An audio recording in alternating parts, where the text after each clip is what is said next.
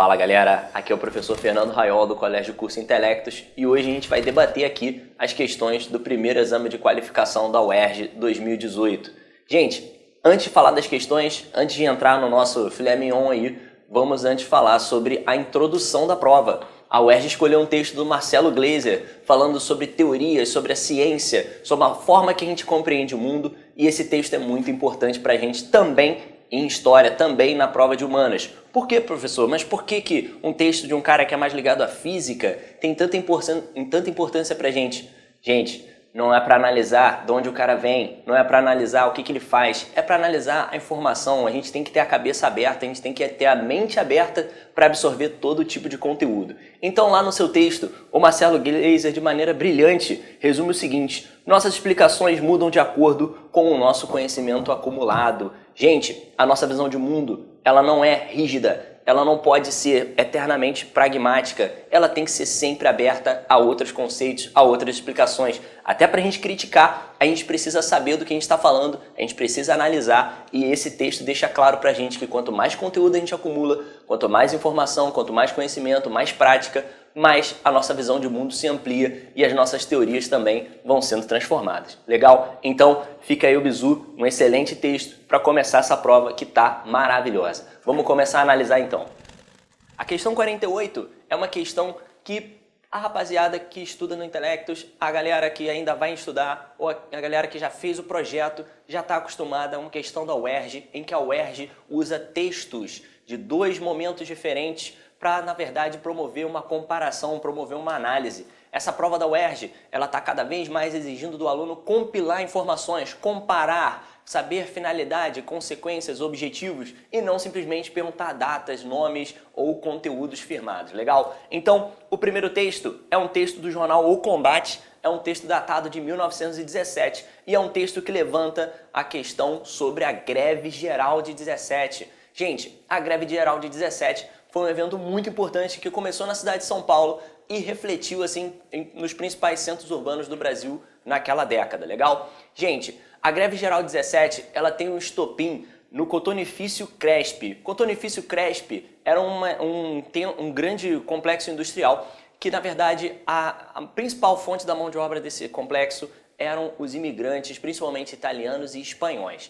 Gente, no bairro da Mooca, que é o bairro tradicional de São Paulo, você tem o surgimento de vários desses pequenos ofícios, principalmente ligados à indústria têxtil, e é daí que vão surgir, os primeiros movimentos grevistas do Brasil. Galera, é muito importante a gente levantar essa questão pelo seguinte: no texto está sendo levantado a questão vamos lá, primeiro, a grande problemática da mão de obra operária do início do século XX. Galera, no texto fala o seguinte, ó: não há como negar a justiça do movimento grevista. São suas causas inegáveis: salários baixos e vida caríssima. Galera, o contexto do início do século XX é um contexto de intensa exploração da mão de obra. Não existiam leis trabalhistas, esses imigrantes e as demais categorias proletárias do Brasil, eles trabalham em condições subhumanas, longas jornadas, baixos salários, e isso cada vez mais vai gerando um grau de insatisfação que vai vai provocar os principais movimentos operários, principalmente em São Paulo e depois no Rio de Janeiro, onde são os dois principais focos do desenvolvimento industrial, nesse período que alguns autores consideram como um surto industrial do início do século XX. Lembrando que a gente ainda está falando daquela industrialização de bens de consumo, a gente ainda está falando de indústria têxtil, nós não estamos falando ainda de indústria de base nem nada disso. Legal? Além disso, no texto se destaca o aspecto da violência. Censura-se a violência dos grevistas. Entretanto, no fundo, não encontraria uma justificativa para essa atitude?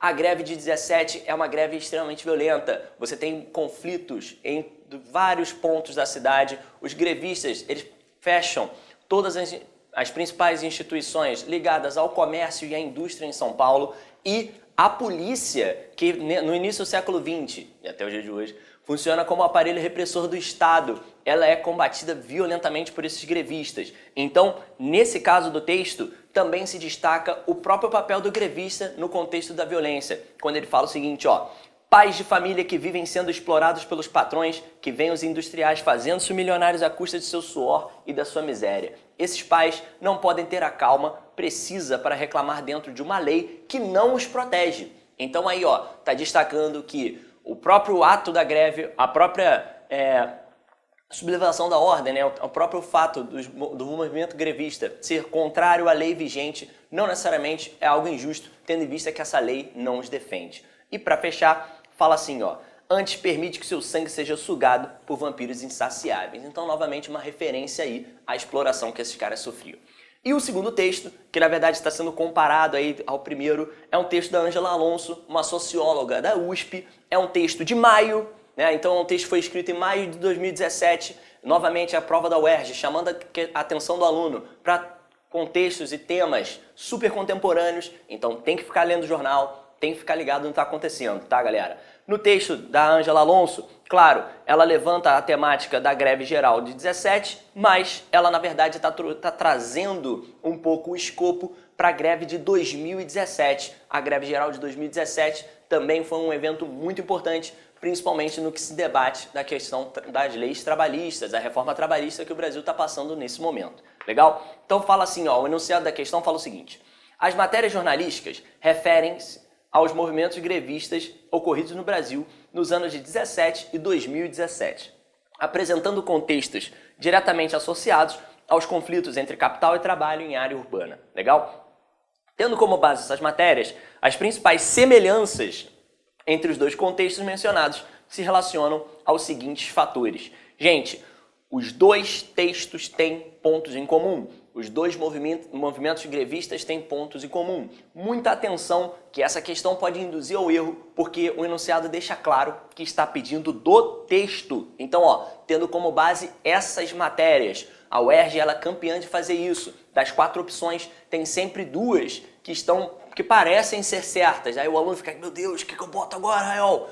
Calma, cara. Você tem que ler o enunciado. O enunciado é que te dá a dica do que você precisa saber. Tudo bem? Se você ler o enunciado, você vai observar que tendo em vista com base essas matérias. Gente, existem 2 pontos em comum em ambos os textos apresentados pela prova. Eles são de momentos históricos diferentes, mas eles trazem elementos em comum. Por isso que eu falei no início que a prova está exigindo do aluno um grau de compilação, um grau de reflexão um pouco maior do que simplesmente marcar evento e marcar data. Tudo bem? Ninguém vai te perguntar quem é o líder da conspiração dos iguais, né, Uf? Valeu. Vamos lá. Olha só. No texto, fala o seguinte, ó, no texto da Ângela Alonso, fala o seguinte, a cidade parou, né, em relação a São Paulo em 1917, já que a Ângela Alonso traça esse paralelo entre 1917 e 2017. Então, em 1917, ela fala o seguinte, ó, a cidade parou, aderiram categorias em cascata, demandantes de melhorias salariais e condições de trabalho. Manifestantes daquele tempo se parecem mais com os de hoje do que se possa imaginar. Então, ó, já está levantando aí uma semelhança. A resposta das autoridades de então segue a moda. A resposta das autoridades de então segue a moda. Em 1917, um jovem sapateiro espanhol foi baleado no estômago. Em 2017, um estudante teve a cabeça golpeada por um cacetete. Então, galera, fica claro aí que o aparelho repressor do Estado, a polícia, a atuação policial em ambas as greves é uma semelhança clara presente nos 2 textos. E, claro, ambos os textos levantam a questão de que os 2 movimentos grevistas, 1917 e 2017, têm a questão de reivindicações das classes trabalhadoras. Eu já falei disso no primeiro texto, no segundo texto também fica claro, porque cada vez mais você tem, ao longo dentro do texto, fala o seguinte, ao longo da história republicana, vários movimentos sociais preferiram a interpretação própria da modernização como expansão de direitos. Então, isso deixa claro pra gente que ambos os textos estão falando sobre reivindicações populares, reivindicação das classes trabalhadoras. Então, a resposta é letra C, beleza? Dando sequência aí, galera, vamos agora para a questão 51. A questão 51 também traz aí uma comparaçãozinha de texto, mas na verdade é mais um caráter de ilustrar, né? Tem mais uma formação de uma ideia, de um conceito, de uma conjuntura para o aluno, beleza? Então fala assim, ó, o primeiro texto é o poema clássico A Rosa de Hiroshima, do Vinícius de Moraes, e o segundo texto é uma notícia falando sobre o teste nuclear mais recente da Coreia do Norte, em setembro de 2016, legal? No enunciado fala assim, ó, o poema de Vinícius de Moraes alude, né, faz referência ao lançamento da primeira bomba atômica sobre a cidade japonesa de Hiroshima, em 1945. Galera, é claro que ele está falando sobre um dos últimos capítulos, um dos últimos episódios da Segunda Guerra Mundial, beleza? O uso das armas atômicas pelos Estados Unidos no final da Segunda Guerra, ele se insere num contexto um pouco maior do que apenas a rendição japonesa. O aluno tem que ficar esperto porque algumas provas podem exigir a questão exatamente da interpretação de um evento histórico. É mais ou menos por aí, tá? Vamos lá. Mesmo com os acordos de restrição ao uso desse tipo de armamento, os dispositivos nucleares ainda desestabilizam as relações internacionais. Ou seja, a relação entre os países, muitas vezes, ela está à mercê, ela pode ser desestabilizada, ela pode passar por algum processo, alguma crise ou algo desse tipo ligado a armas nucleares. Então as armas nucleares, eles são, o grande trunfo das nações que as possuem. Tem que ficar ligado nisso, tá? Sempre bom dar uma pesquisada. Quem tem que não tem arma atômica, porque quem normalmente tem arma nuclear, às vezes joga uma carta mais pesada que os outros, né? Vamos lá. Como descreve a reportagem?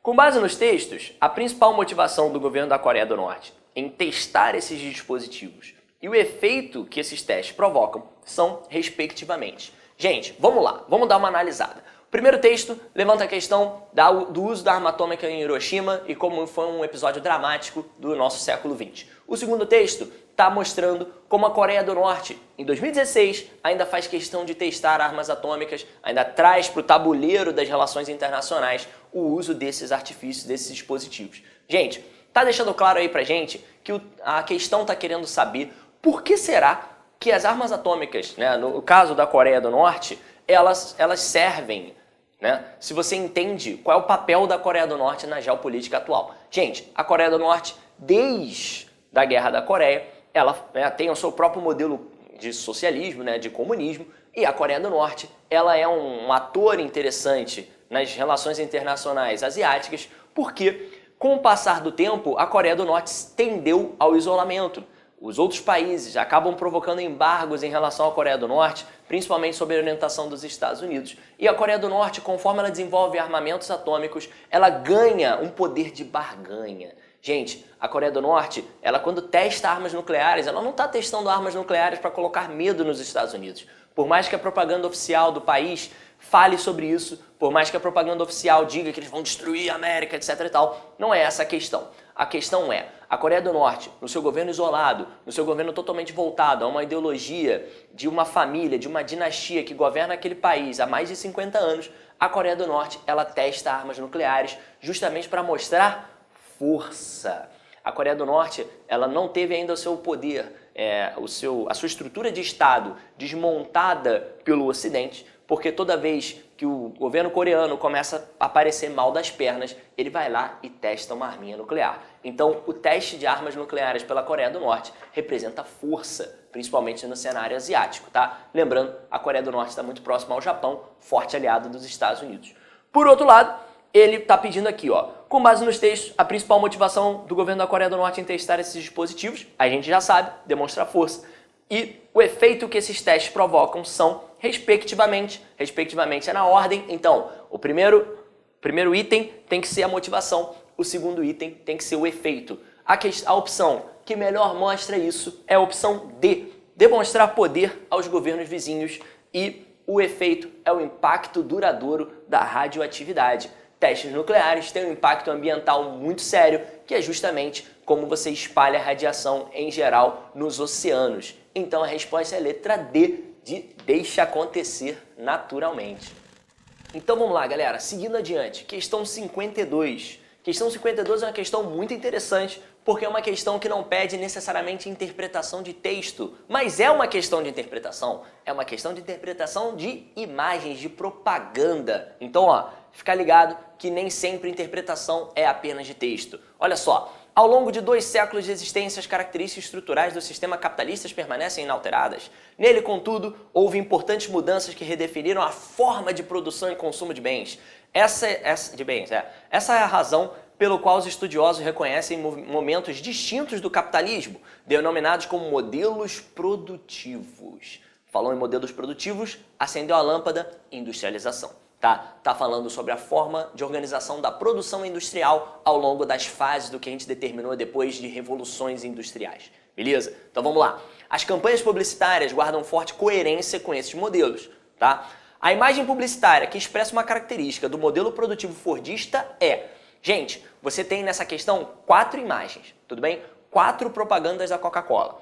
Na letra A, tem uma propaganda que fala assim, ó, qualidade mantida é a qualidade que você confia. E você tem uma série de garrafinhas de Coca-Cola, uma atrás do outra, indicando uma característica fundamental do sistema produtivo fordista. Legal? Guarda essa informação aí, ó. Parece que já tá certa. Na letra B, você tem uma garrafa de Coca-Cola com elementos coloridos saindo dela, festa, fantasia, variedade. Vamos ver. Na letra C, você tem 3 Coca-Colinhas diferentes, cada uma de uma combinação de cores. Tem uma que é muito bonita, preto e vermelha, né? E fala assim, ó, novas escolhas, o mesmo prazer. Escolhas, flexibilização da produção. Flexibilização da produção fala em Fordismo? Não. Fordismo fala em produção em larga escala, produção em massa e principalmente padronizada. Então, a letra C não se encaixa porque está falando aí em variedade, em opções. Quem tem muita opção não tem padrão, né? Ou não também, pode ser. Vamos lá. D. Na letra D, fala assim, ó, sua sede ganha asas, né? Uma moça aviadora na foto, deliciosa e refrescante, é o slogan que está presente aí, beba Coca-Cola, deliciosa e refrescante. Galera, olha só, dentro dessas 4 imagens, a que apresenta na imagem o elemento mais ligado ao Fordismo, é claro, é a letra A. Na letra A dá para ver ao fundo uma pequena indústria, legal? A linha de montagem, as Coca-Colinhas saindo todas enfileiradas, parece uns Minions pretos e vermelhos, coisa linda, né? E, na verdade, todas elas produzidas iguaizinhas no mesmo modelo de produção. Legal? O Fordismo é um sistema produtivo típico da segunda Revolução Industrial, ou seja, do final do século XIX, virada do século XX, até meados da década de 1970. Legal? Então, nessa questão aí, a resposta é a letra A, principalmente porque a gente consegue interpretar na imagem a linha de montagem, a padronização e a produção em massa, né? São várias pequenas Coca-Colinhas. Valeu, gente? A questão 53 é uma questão que flerta, na verdade, entre a história e a geografia. A UERJ, vocês sabem, ela de vez em quando apela para um caráter mais interdisciplinar, mas vamos dar uma analisada aí. Gente, na questão 53, você tem um texto, tá? Que é, na verdade, uma convenção do próprio governo brasileiro, tá? Ratificado pelo governo brasileiro, ou seja, aprovada pelo governo brasileiro em relação às populações indígenas. É uma convenção de 2004, legal, e que tem um peso interessante. Por quê? Dentro dessa convenção, novamente, se ratifica, se aceita, se oficializa a questão da consciência étnica. Galera, o que está sendo debatido no texto, na verdade, é como o indivíduo pode se reconhecer dentro de uma etnia, tudo bem?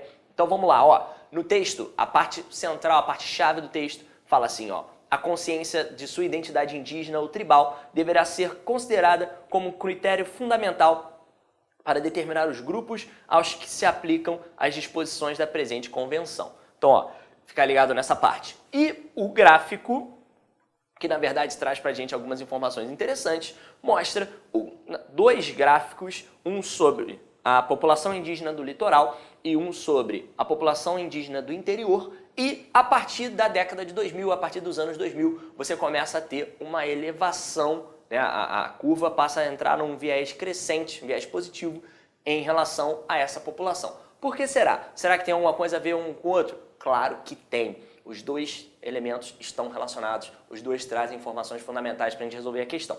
O enunciado fala o seguinte, ó, a partir do exposto no texto, a mudança dos dados demográficos apresentados no gráfico entre 2000 e 2010 está associada à seguinte atitude. Gente, o texto deixa bem claro, a convenção reconhecida pelo governo brasileiro deixa bem claro que o mais interessante na questão de você considerar o indivíduo como indígena ou não é a sua própria consciência, o seu próprio reconhecimento como tal. Então, a partir dos anos 2000, quando o próprio fato de um indivíduo se considerar indígena é significativo para que ele seja contabilizado como tal no aspecto demográfico, produz um aumento dessa população, um aumento desse nível demográfico. Então, a partir disso, a resposta só pode ser letra B, a adoção da autodeclaração como critério de pertencimento étnico. A partir do momento que o indivíduo se reconhece como tal, o governo brasileiro convencionou, ratificou a convenção em que a decisão do indivíduo, o papel do indivíduo, a declaração do indivíduo como pertencente a um grupo nativo, a um grupo indígena, é o suficiente para que ele seja reconhecido como tal. Isso contribui para a elevação dos índices demográficos desse determinado grupo étnico, beleza? 57, galera, vamos lá. A integração da União Europeia começou oficialmente em 1957. Olha a data, o ERJ se amarra em data. 57, a gente já fez uma questão sobre 1917, então vamos ficar ligado, hein? E durante décadas houve um movimento contínuo de ampliação das liberdades de circulação e de riquezas. A imagem abaixo aponta o fato importante desse período, a entrada em vigor do Acordo Schengen. Galera, o Acordo Schengen, ele na verdade tem um ponto importantíssimo. Por quê? Schengen é uma cidade no sudeste de Luxemburgo, onde foi ratificado um acordo entre os países membros da União Europeia, principalmente ligados à circulação de pessoas. Gente, esses acordos, eles além de aproximarem os países do bloco da União Europeia, eles começam a integrar esses países do ponto de vista econômico e do ponto de vista também social, né? O aspecto da circulação de grupos entre os países. Gente, essa é uma questão clara que também flerta entre a história e a geografia. Vamos lá. Nos últimos anos, no entanto, o bloco vem enfrentando dificuldades que sinalizam a possibilidade de retrocessos. Então, mesmo com essa ampliação da liberdade de circulação de pessoas, nos últimos anos a União Europeia, ela tem enfrentado algumas dificuldades em relação a esse tema, tá? Vamos lá. A chargezinha tem lá um guarda, né? Controlando a aduana. A aduana, vocês sabem, é o controle de fronteira, entrada de pessoas de mercadorias, entrada e saída de pessoas e mercadorias, e o representante da União Europeia está dizendo aí para o guarda, eu tenho uma boa notícia, nós não vamos mais precisar de você. Ou seja, as barreiras aduaneiras entre os países membros estavam sendo eliminadas, tá? E o textinho falando sobre cada vez mais os países estão fazendo parte do acordo, da zona de livre circulação do Acordo Schengen, beleza? Considerando os eventos ocorridos nesse continente nos últimos 5 anos, a explicação para a mudança exposta na notícia é a necessidade de controle do fluxo de... Gente, o enunciado está levantando uma temática que não está presente nem na imagem, nem de uma maneira evidente no texto. Mas no texto ele fala assim, tem uma dicasinha aí, A Alemanha e outros países da União Europeia estenderam por mais 3 meses o controle de suas fronteiras. Ué, Fernando, mas a imagem que está relacionada ao 91 está falando que as fronteiras não tinham mais controle. E aí, em 2016, alguns países da União Europeia, mesmo dentro desse acordo de livre circulação, eles estão considerando controlar um pouco mais a circulação, o controle dessas fronteiras. Gente, por que será? Por que nos últimos 5 anos você tem cada vez mais uma preocupação dos países europeus com a circulação de pessoas? Galera, essa é uma questão que está levantando a temática da imigração. Gente, a imigração, principalmente de regiões ligadas ao Oriente Médio, principalmente em regiões ligadas à fronteira com a Turquia, a imigração tem sido uma temática cada vez mais importante na União Europeia. Por quê? Depois da Primavera Árabe, depois de todos aqueles movimentos sociais e políticos que sacudiram o Oriente Médio, os fluxos migratórios, principalmente de regiões pobres ou afetadas por guerras civis, como Síria, Líbia e até mesmo, por que não, Egito e Turquia, eles se intensificaram em direção à Europa. Então, nos últimos 5 anos, a revisão de alguns países dessa livre circulação de pessoas e mercadorias está relacionada diretamente à questão da imigração. Galera, a imigração é uma temática muito importante, ela pode ter caído aí um pouco disfarçada, mas ela tem vindo caindo constantemente e é uma temática que deve cair também no segundo exame de qualificação, tá? Então vamos ficar ligado. A resposta aí, então, considerando os eventos ocorridos nos últimos 5 anos, a explicação para a mudança exposta na notícia é a necessidade do controle dos fluxos de, letra C, pessoas. Gente, questão 58. Vamos lá. O grafite é uma manifestação artística com múltiplas expressões, dentre elas a crítica política e social, bastante presente nas obras de Banksy, por exemplo. Um evento na cidade de Belém, ao sul de Jerusalém, Banksy e outros artistas grafitaram parte do muro que envolve a Cisjordânia. Galera, a Cisjordânia é uma faixa territorial na atual Palestina, né, no território palestino, onde os grupos palestinos são confinados pelo Estado de Israel. Então tem que ficar ligado. as duas principais regiões territoriais da Palestina em que os grupos palestinos estão confinados são a Cisjordânia e a faixa de Gaza. Legal? Então vamos lá, ó.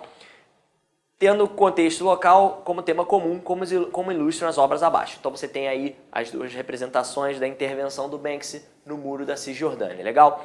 O local escolhido e as imagens grafitadas são evidências da oposição do artista ao seguinte aspecto do conflito nessa região. Gente, quando fala em aspecto do conflito na região, claro que está falando sobre a questão palestina e como o Estado de Israel atua em relação aos palestinos. Gente, não vamos fazer aqui um julgamento de valor, não vamos aqui ficar discutindo sobre tudo o que envolve a questão árabe-israelense, porque seria uma explicação muito grande que fugiria da questão. A grande questão é, nos últimos anos se discute sobre como o Estado de Israel reage exatamente à presença dos palestinos, principalmente usando a violência. Galera, a violência é uma temática constante das relações entre Palestina e Israel de ambos os lados. O radicalismo ele atinge ambos os lados, mas na verdade existem elementos concretos do Estado de Israel em relação aos palestinos que a cada vez mais, vamos dizer assim, precarizam as condições de vida desses grupos, tá? Então, um desses elementos concretos, no caso, seria a construção desse muro. O muro, ele foi aí alvo da intervenção do Banksy justamente para mostrar como você tem um aparato repressor, né, a construção de um muro, uma segregação espacial realmente concreta ali, que dificulta cada vez mais a integração e o diálogo entre esses grupos. Então, na verdade, a partir do momento que o Estado de Israel, apoiado pelos Estados Unidos, bem mais armado, um exército muito mais competente e militarmente poderoso, atinge e atua em relação aos grupos palestinos, e a representação simbólica do muro mostra pra gente que existe uma disparidade nas agressões. Até mesmo porque, por mais que você tenha atentados terroristas pelo lado dos palestinos, existe um óbvio desequilíbrio nessa escala militar. Legal? A própria construção do muro demonstra esse desequilíbrio. Se está falando de desequilíbrio, está falando de assimetria de poder. Ou seja, existe, na verdade, uma balança favorável mais ao Estado de Israel nessa relação de poder em relação aos palestinos, claro. Legal? Então aí a resposta é letra B, assimetria de poder no processo de segregação territorial. Quem segrega, quem determina essa segregação, quem confina os palestinos em um determinado local ou em uma determinada região, priva muitas vezes esses palestinos do próprio acesso às suas terras, é o Estado de Israel pela construção desse muro. Isso fica claro na crítica aí do autor, né, do artista, o Banksy, que é muito famoso exatamente pelas instalações que ele faz ao redor do mundo, denunciando instrumentos de repressão do Estado, denunciando a violência policial e denunciando essa segregação espacial imposta pelo Estado de Israel de uma maneira assimétrica. Legal? Então o gabarito aí é letra B.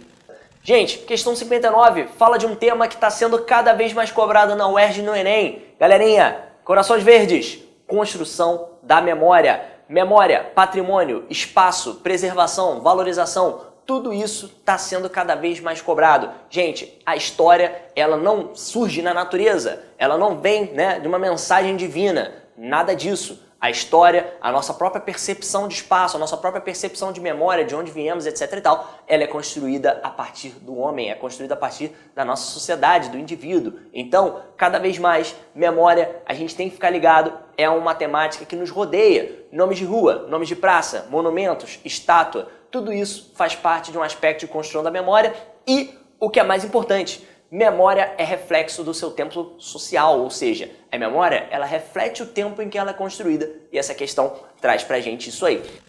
Essa questão ela está falando sobre o Monumento à Independência. O Monumento à Independência ele foi construído em São Paulo em 1922, no âmbito da comemoração do centenário da independência do Brasil.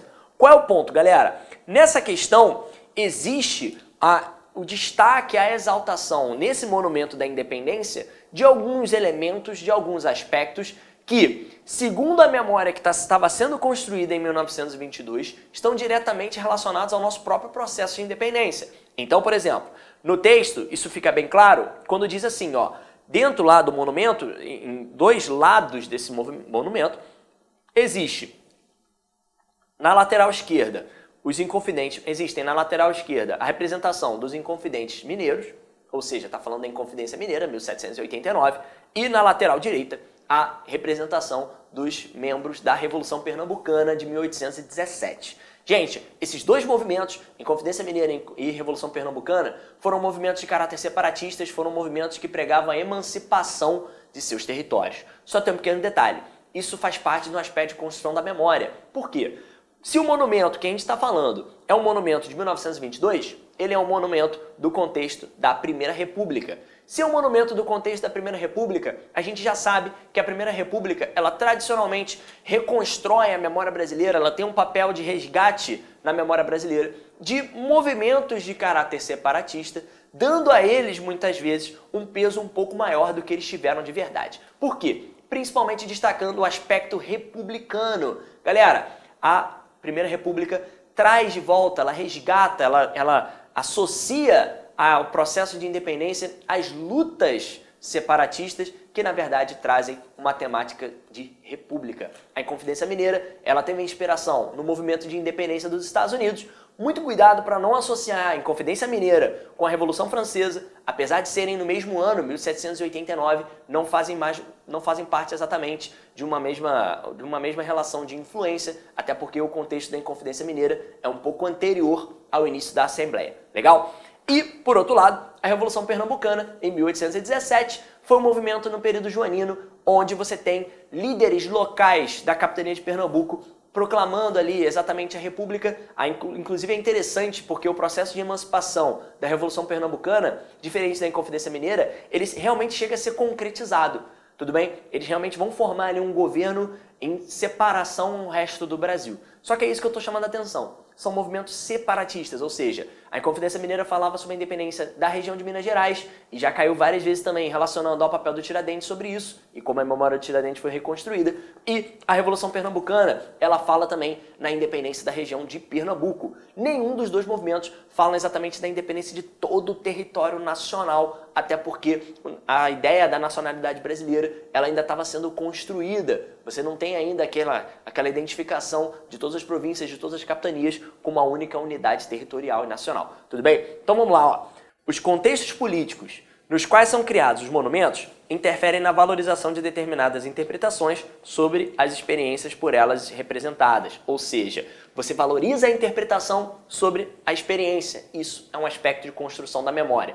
Tanto a Revolução Pernambucana quanto a Inconfidência Mineira estão tendo a sua interpretação, o seu caráter republicano valorizado sobre realmente o que eles foram, sobre realmente o que a experiência histórica foi. Isso é muito importante para a gente, isso lembra a gente que determinados aspectos da nossa história, da nossa memória, eles são valorizados seguindo, na verdade, um ponto de vista, seguindo, na verdade, um objetivo, tá? As mudanças realizadas no projeto original do Monumento à Independência expressam o seguinte interesse das autoridades governamentais na época. Gente, 1922, Primeira República, o interesse desse contexto republicano em valorizar esses dois aspectos, Inconfidência Mineira e Revolução Pernambucana, é justamente fazer a valorização do ideal republicano. Gente, então só pode ser letra C, a alusão ao ideal republicano presente em episódios anteriores ao Grito do Ipiranga. Legal? Mesmo que os dois movimentos não falassem em independência do Brasil,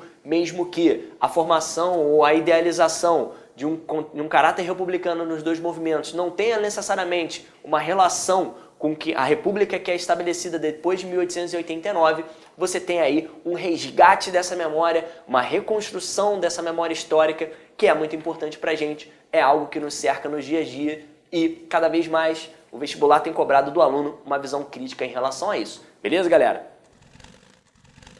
Galera, para fechar, questão 60, a UERJ mostrando novamente que está antenado em temas atuais, fazendo a referência histórica. A questão 60 traz ele, o homem, o mais cobrado, nosso amigo Getúlio Vargas, Varguinhas Paz Amor. Brincadeira, galera, é uma questão que faz uma referência ao contexto da era Vargas, tudo bem? Vamos lá, ó.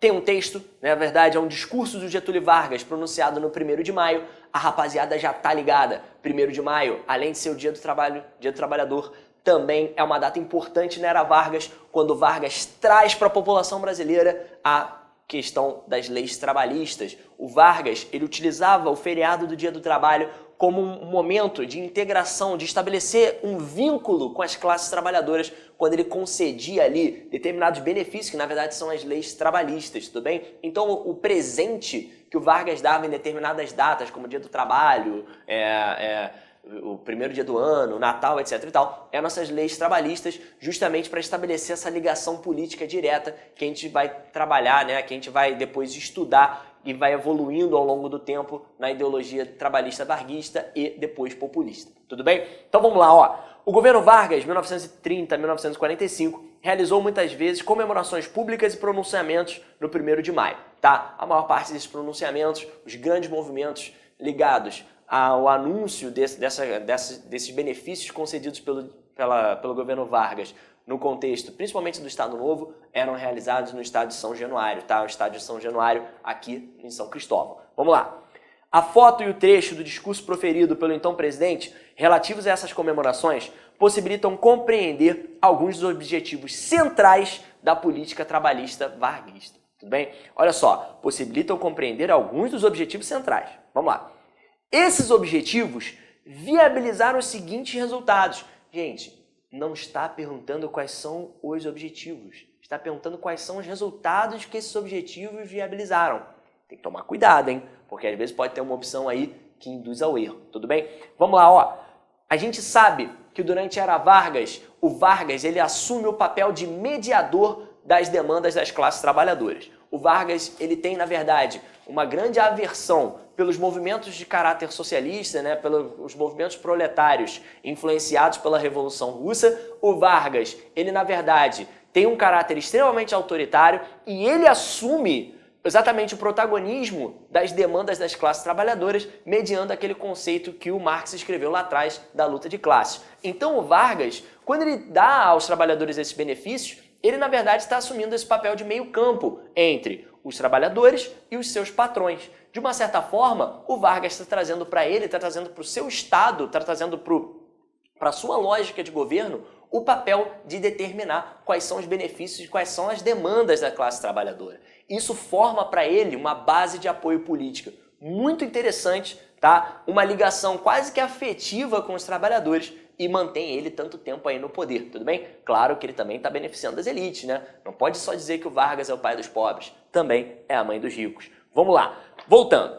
Nesse caso, galera, quando você tem essa regulação do governo Vargas em relação às classes trabalhadoras, o principal aspecto, o principal mecanismo de controle que o Vargas tem sobre essas demandas é a incorporação dos sindicatos ao Estado varguista. Gente, sindicatos são organizações coletivas das classes trabalhadoras que deveriam, na verdade, lutar, prezar pelas demandas de determinadas classes. E no momento que o governo Vargas incorpora esses sindicatos à sua lógica de governo, ao seu Estado corporativo, né, aquele corporativismo varguista, esses sindicatos eles perdem autonomia e eles passam, na verdade, a fazer essa ligação intensa entre o varguismo e as classes trabalhadoras. Então, o controle estatal sobre os sindicatos é justamente um reflexo, né, um resultado dessa ligação direta entre Vargas e os trabalhadores. Tudo bem? E cada vez mais tem que ficar claro para o aluno que um aspecto muito importante dessas leis trabalhistas promulgadas pelo Vargas